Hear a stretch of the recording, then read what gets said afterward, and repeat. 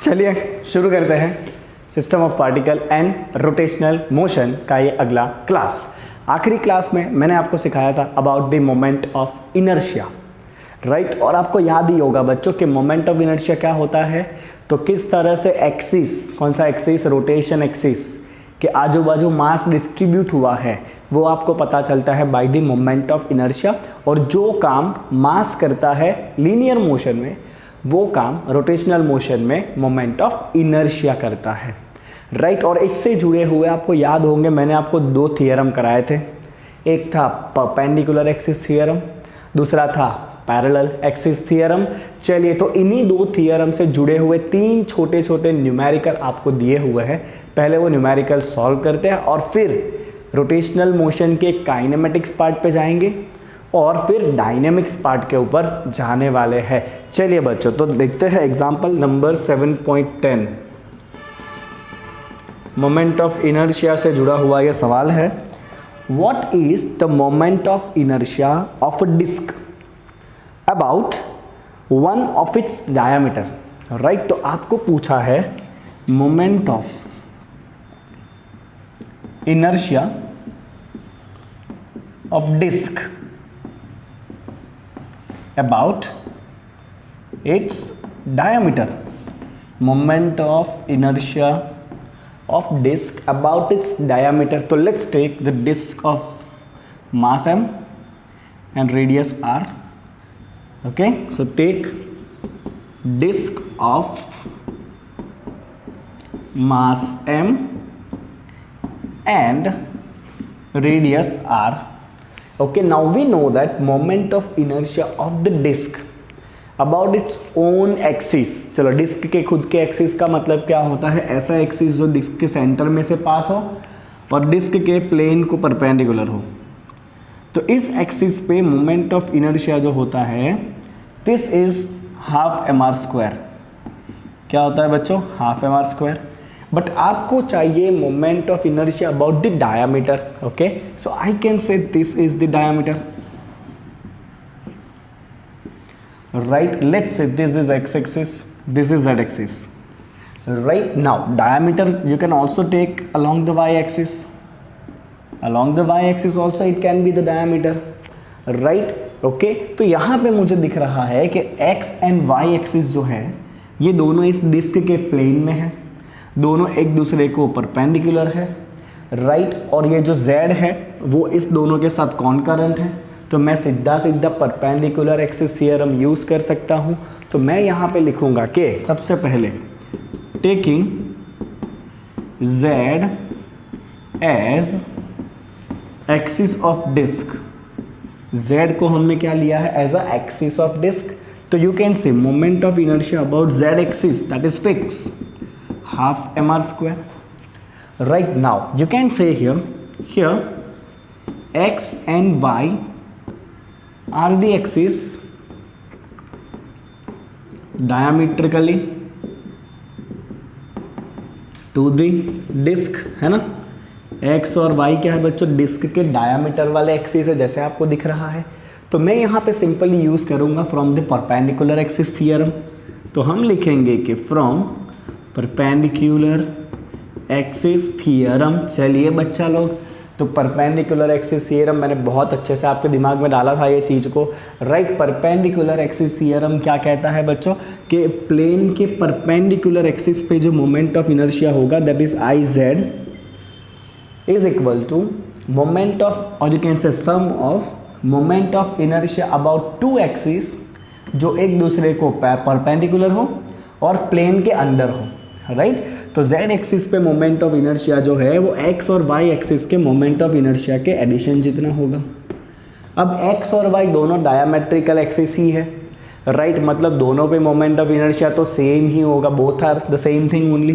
तो you can write here ix and iy both are same, right. As ix and iy both are same तो I can write this as 2ix। what I can write? I can write 2ix is equal to iz, right। तो I can write here ix is equal to iz by 2 and z axis पे उसका moment of inertia already आपके पास है बच्चों, half mr²।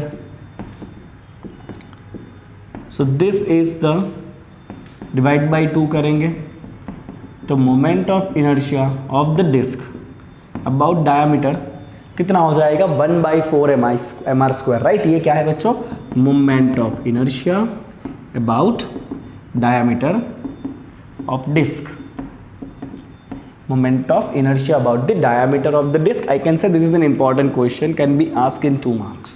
मैंने वैसे आपको लास्ट क्लास में बहुत सारे शेप के अलग अलग एक्सिस पे मोमेंट ऑफ इनर्शिया सिखाया ही था। चलिए आप क्या करोगे बच्चों, इसका स्क्रीनशॉट करोगे फटाफट। चलिए 3 2 1 ओके। चलिए बच्चों, तो नेक्स्ट क्वेश्चन जो है वो पैरेलल एक्सिस के बेस्ड क्वेश्चन है, ठीक है। 2 क्वेश्चन करने हैं आपको पैरेलल एक्सिस थ्योरम से जुड़े हुए।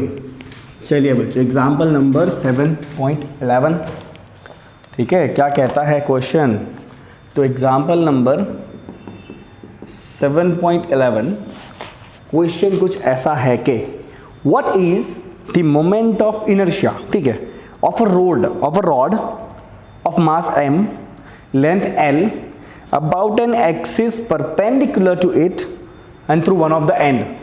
ओके, तो आपको मोमेंट ऑफ इनर्शिया निकालना है about the axis which is perpendicular to the rod and passing from the end. तो अगर ये रॉड है तो एक्सिस उसको परपेंडिकुलर है और उसके एंड में से पास हो रहा है, means this rod is rotating like this.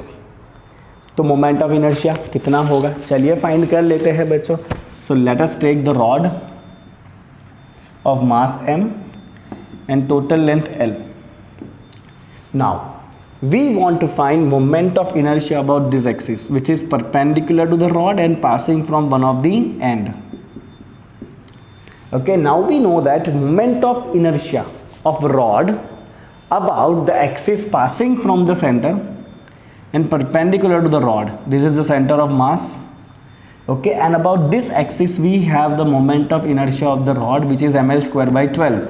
You should remember the basic formula, right? सबका IC तो आपको याद होना ही चाहिए। ओके, सो रॉड का moment of inertia about the centre of mass होता है ml square by 12, right. Okay, what is the distance between this 2 axis, definitely half of the total length l/2।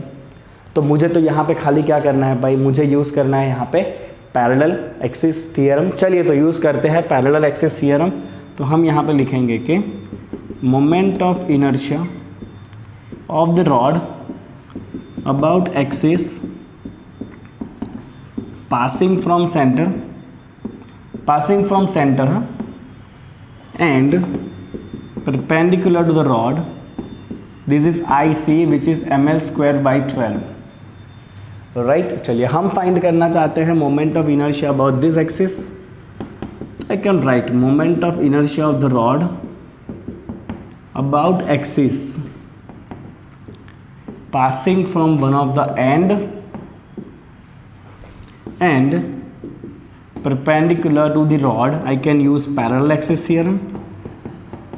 I is equal to IC plus MD square। क्या use करना है भाई, हमें parallel axis theorem use करना है। I equal to IC plus MD square. चलिए बच्चों, IC हमारे पास ऑलरेडी है, that is ml square by 12, mass into, चलो दोनों पैरेलल एक्सिस के बीच का डिस्टेंस है l/2, करो इसका स्क्वायर। चलिए सिंप्लीफाई करने पे ये हो जाएगा आपका ml square by 12 plus ml square by 4। चलिए एलसीएम लीजिए बच्चों और सिंप्लीफाई करिए, ये हो जाएगा आपका 4 ml स्क्वायर बाई 12, राइट। कितना हो जाएगा 4, हाँ 4 ml square by 12 and that is gonna be ml square by 3,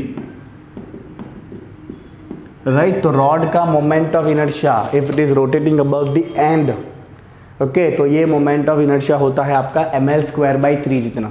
कितना होता है भाई ये मोमेंट ऑफ इनर्शिया आपका ml स्क्वायर बाई 3 जितना ये मोमेंट ऑफ इनर्शिया होता है, ओके। चलिए बच्चों, ऐसा ही एक और क्वेश्चन मोमेंट ऑफ इनर्शिया से जुड़ा हुआ, फिर पूरा टॉपिक चेंज हो जाएगा।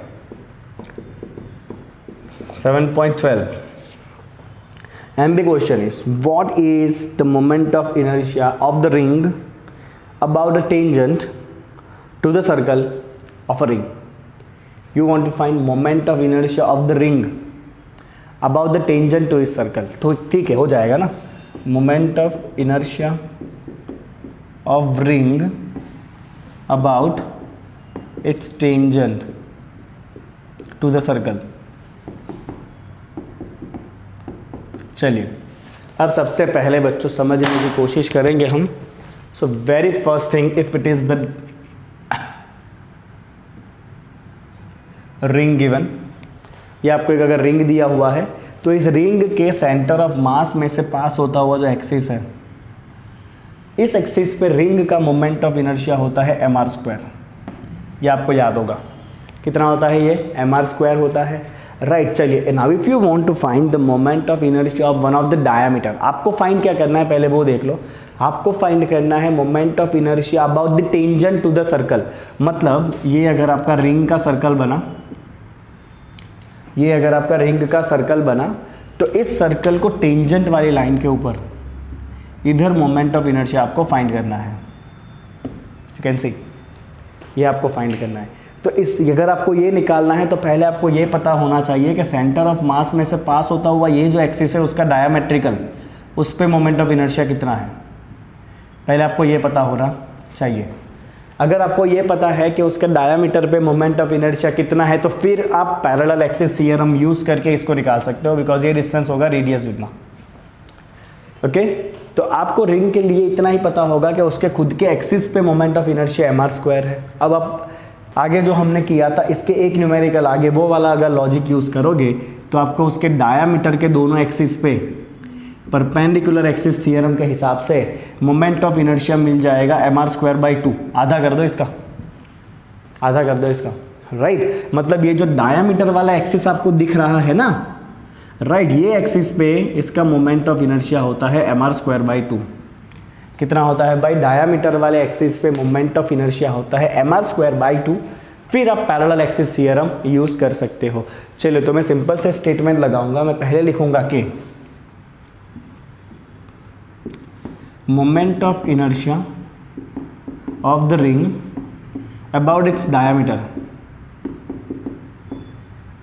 चलो डायामीटर पे मोमेंट ऑफ इनर्शिया कितना होता है बच्चों, जो सेंटर में से पास होने वाला लाइन है आपका डायामीटर, राइट, उस पे मोमेंट ऑफ इनर्शिया होता है रिंग का mr²/2। कैसे आया वो मैंने आपको यहाँ पे समझा दिया, राइट। चलिए अब आप इस फिगर में से पैरेलल एक्सिस थ्योरम यूज़ करिए तो you can write moment of inertia about tangent to the circle, moment of inertia about the tangent to the circle. चलिए तो पैरेलल एक्सिस थ्योरम क्या कहता है बच्चों, पैरेलल एक्सिस थ्योरम कहता है कि I = IC + MD²। चलिए IC का वैल्यू कितना है mr²/2, दोनों एक्सिस के बीच का डिस्टेंस है r जितना, ठीक है। चलिए आप जैसे ही दोनों को प्लस करोगे तो आपका आंसर आ जाएगा 3/2 mr²। This is the moment of inertia about the tangent to the circle of the ring.